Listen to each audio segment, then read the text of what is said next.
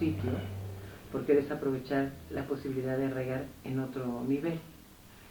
Eso no quiere decir que es que todos eran unos santos, etcétera, pero en el exilio lo que sí sucedió, aunque no se diera cuenta la gente, es que sí arraigaron en otro nivel, digamos. Es decir, una mujer que de un pueblo de Tarragona o de, no sé, cualquier pueblo de España y tal, que pasa eso que sucede, que sale, que los campos de concentración, que viene a México, que tiene que adaptarse a este lugar, que se acostumbra a mirar al otro, cuando regresa a este lugar ya no puede hablar del todo con la vecina, porque ha aprendido a mirar al otro.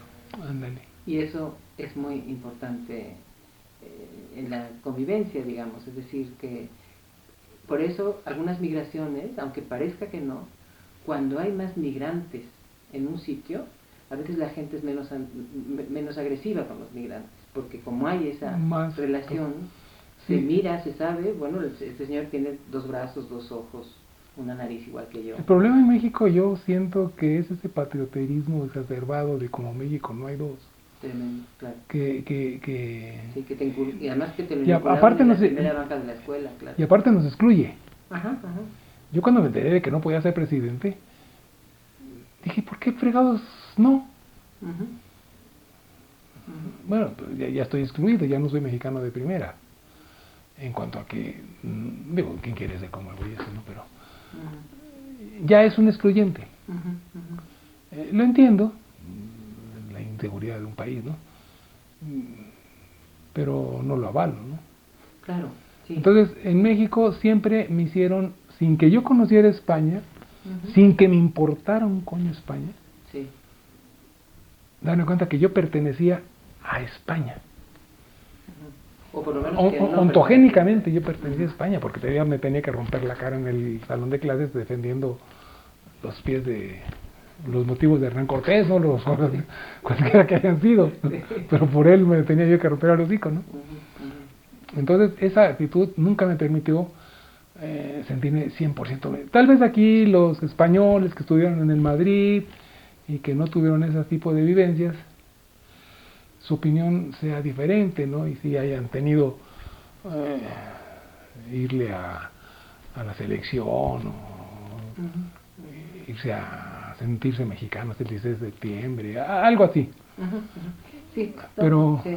Por ejemplo, acabo de ser abuelo. Entonces mi abuela, mi madre, así con mucha puntería, pregunta, ¿y le han perforado las orejitas a la nena, verdad? Sí, mamá, le hicieron. Eso es una barbaridad, práctica de bárbaro. Mira, le digo, jefa, tú viviste en un grupo cerrado de anarquistas, de librepensadores, de gente que pensaba en otras cosas, pero en el momento en que vinimos a México nos desarraigamos, porque aparte de México nos fuimos a Tijuana.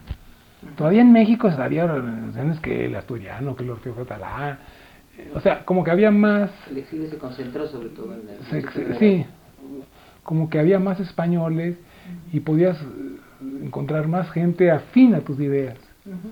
Yo me acuerdo que mi papá se ponía muy contento cuando llegaba Rojitas o Floreal, que eran españoles anarquistas en sus buenos tiempos y que ahora trabajaban como agentes de negocios, de ventas. Y a mí me platicaban pues de que en México había una gran vida social entre los españoles. Pues no, allá en Tijuana no. Allá en Tijuana hay un ambiente de ciudad nueva, muy nueva, ¿no? Con la influencia de los marinos, y los valores eran totalmente norteamericanos. Entonces mi angustia era decir, puta madre, cuando tenga edad de merecer, aquí todo el mundo es católico. Porque no encuentro a nadie que sea una persona libre pensadora, ¿no? A mí, en una ocasión, porque defendí puntos de vista en el 62, el único que le iba a la Unión Soviética era yo en la crisis de los misiles. Yo era el único que le iba a la Unión Soviética.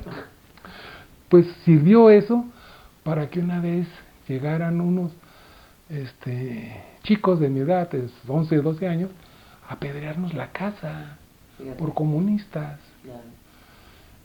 Entonces, yo le digo a mi madre, no puedes decirle nada a mi hijo que le perforó las orejas porque no tiene un sustento. No, claro. O sea, ese es un sustento histórico, social. ¿Y cómo le va a explicar a su mujer que las orejas se perforan cuando la niña quiera a los 18 años? Si ella lo viene viendo desde siempre, que a las niñas se les perforan las orejas. Entonces, antes date santos que no se casó por la iglesia. Sí, eso es lo que cuentas, es muy, muy importante porque, digamos, uno cuando pertenece a una sociedad, hace y le parece que hay que hacer algo para cambiarla, actúa para cambiarla, con toda la normalidad. Sí, como por ejemplo, a los exiliados españoles, a pesar del buen recibimiento histórico que tuvo México con ese exilio, que no fue, porque no solamente ese recibimiento a México, sino todo lo que hizo de apoyo en los peores momentos del exilio, que fueron los de Francia y los campos de concentración. Pero de todas maneras sí se les planteó una limitación: no pueden ustedes actuar en política. Entonces eso, como decía el doctor Pucci en una entrevista que yo le hice, digo, entonces ustedes aquí ya estaban como peces en el agua. Y me dice, bueno, como peces a la orilla del agua. A la orilla del agua, sí. Sí, y eso es muy importante, desde luego. Es decir, sí, el hecho de que tú, por ejemplo, hayas nacido aquí, pero que tus padres sean españoles, no te permite, y ahora ya han abierto un poco más, ¿no? Digamos, pero... Creo que ya no es tanto, pero... Ya no es tanto, pero de todas maneras, no puedes, todavía las leyes, digo, el caso de Murillo, ¿verdad? El presidente tenía que ver cómo nacionalizaba el petróleo y cómo desnacionalizaba la más de Murillo, digamos, ¿no? O sea, que hay esas limitaciones, pero no podía ser rector de la universidad, no podía ser, ¿no? Pero tampoco. En Estados Unidos eso es muchísimo más abierto, ¿no? Es decir, de eso tiene en México razones históricas y demás, pero sí, bueno, yo creo que con el tiempo una de las cosas que habría que hacer es cambiar esas leyes, ¿no? Pues con el tiempo, tal vez, con el tiempo tal vez. Ahora, una de las cosas que sí también yo creo que es importante recordar en esos casos es ese México que ayudó de esa manera al exilio español, que no era porque fueran Santa Teresa de Calcuta, ¿no? Era fundamentalmente porque tenían la misma escala de valores en ese momento. Bueno, estaba Cárdenas. Un Gilberto Bosques, pero no solo era Cárdenas, digamos que era, desde luego, ¿no? Pero, por ejemplo, un Gilberto Bosques, que es un ser bastante desconocido en España y en México, pues 3 o 4, pero cuando él viene a Europa no viene a ayudar a los españoles, porque él viene a hacer unos estudios pedagógicos, digamos, ¿no? Para enterarse en Francia, a ver, y le toca, es el merequetengue que le toca, que es el 96% de mortalidad infantil en los campos de concentración, que los españoles que están en los campos de concentración, los camiones que les llevaban el pan duro se los regresaban llenos de muertos, ¿no? Es decir, uno de tus primos, Sergio, nació en la maternidad de Elne, que es otro de los ejemplos de solidaridad en esos tiempos difíciles, de la misma manera que hubo la solidaridad mexicana, porque podían haber mirado para otro lado, viendo ese desastre, con la persecución fascista a todo aquel que pensara que fuera libre pensador o que pensara de otra manera, ¿no? Y inventaron un montón, pensaron en un montón de posibilidades de ayuda, y una de esas posibilidades fue los castillos de la Reina en Montgrand, que alquilaron en Marsella, cuando don Gilberto Bosques era cónsul allí. Y el ejemplo de cuando se sabe esa historia y todo lo que sucedió ahí, es uno de los ejemplos de respeto a la dignidad humana que yo encuentro como muy destacables, ¿no? De lo mismo que la maternidad de Elne, que es esta mujer suiza que organiza una maternidad para que todas las madres que están ahí en los campos de concentración, en lugar de parir ahí entre la arena y que los niños se morían, te digo, 96%. Los franceses realmente se portaron. Que nacieran allí en esa maternidad, que nacieron 400 niños españoles y 200 niños judíos. En fin, esos ejemplos de solidaridad. Solidaridad. Que es a lo que yo me refiero, porque me encontré unos mandamientos republicanos editados en 1931, que es cuando sube la República, por la editorial Gutenberg en Guadalajara, España. Y es un cuadernillo que son los mandamientos republicanos y que se pide a las buenas gentes la mayor difusión posible. Los mandamientos son una maravilla porque claro, la justicia, el respeto a la dignidad humana. Por eso, pero eso es la primavera aquella del 31, 32. Claro, es decir, y eso es lo que, por ejemplo, Gilberto Bosques, mexicano, que va a Francia, que no tiene una tía Concha, que por lo que haga ahí en Francia que salvar, que no por lo que haga le van a aumentar el sueldo o le van a dar otro puesto, sino lo hace porque tiene unas convicciones sí, muy firmes y muy parecidas a las de la República, ¿no? Claro. Y esa es la relación. Pero también es el momento histórico, yo creo que se vivió una época... Claro, es decir, sí, pero igual podrían haber mirado para otro sitio, ¿no? Como miraron para otro sitio tantos países. Sí, pero ahorita, por ejemplo, no sé si estoy yo muy equivocado, Estados Unidos invade Irak y ¿quién protesta? Yo me acuerdo cuando estaba Estados Unidos en Vietnam, que cada miércoles ahí estábamos en el monumento a Juárez, sí, gritando y protestando, y eso era aquí, y era en Buenos Aires, y era en Corea, y actualmente un silencio mundial. Claro, es que eso yo creo que es producto del neoliberalismo mundial. Por eso, ahorita el pensamiento de un embajador mexicano en X país, no creo que sea tan libre en absoluto. O sea, estará pensando cómo le hace para irse a otra embajada o sí, otro consulado. no, absolutamente, sí. Eso como que está mucho más... Es una pena, claro. O sea, no es por estar rememorando, decir, ay, todo el tiempo pasado fue mejor, no es cierto. No. Pero no, cada momento histórico tiene su claro, carácter, y, sí, y el carácter actual es un carácter de cada quien que agarre se salve como pueda, ¿no? Porque yo no lo voy a Claro, agarrar. que es lo que inició la Thatcher, cuando le dijeron, oiga, es que la sociedad no existe, existen los individuos.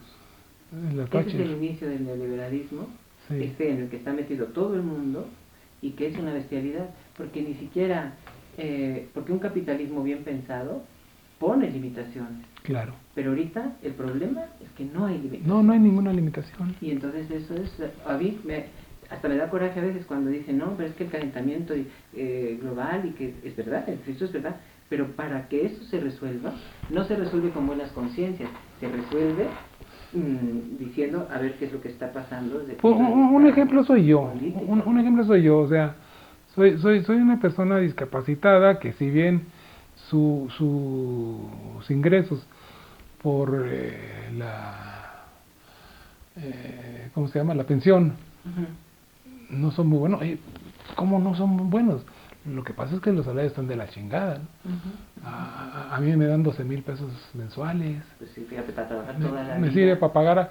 Y digo, toda la vida, aunque tenía derecho a que me pagaran más, actualmente ya esas facilidades, esas ventajas sociales, laborales, claro, ya no las van a gozar. Dentro de, están tratando en todo el mundo, claro. Ya dentro de 10 años, 15 años, los pediatras no van a tener que ver qué es lo que ellos hicieron, porque el Estado no va a ver la manera de echarles la mano, ¿no? Sí. Entonces, te digo que también es del momento. Sí. El neoliberalismo es... Sí, tremendo. Oye, Jorge, ¿y tú tener la nacionalidad española te ha servido de algo? Sí, cómo no. ¿De qué? No tengo que ir a la embajada gringa para ir a Estados Unidos. Eso, por ejemplo. Sí. Sí.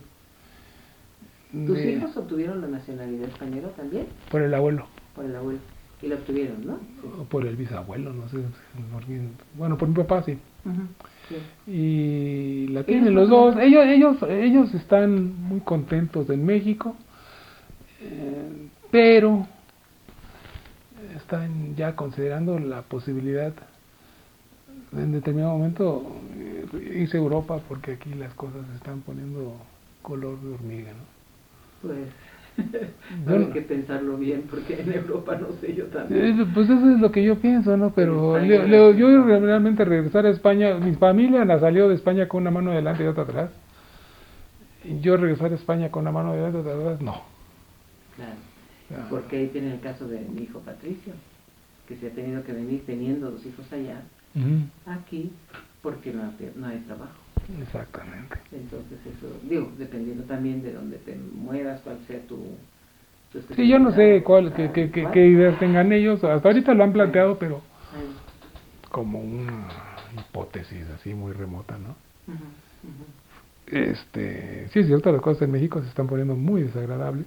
ujú, El Estado como Estado no existe, ujú, no tiene ningún respeto, ujú. ni hay que tenerle ningún respeto tampoco. Pues no, claro. Y fíjate, uno de los mandamientos republicanos decía ahorrar. Y claro, en ese cuadernillo vienen las glosas de los mandamientos que están muy puntualmente explicadas. Y ahorrar es no gastar los bienes de la patria para que la patria no se quede desprotegida. Imagínate, eso Que es exactamente es un lo que está pasando ahorita.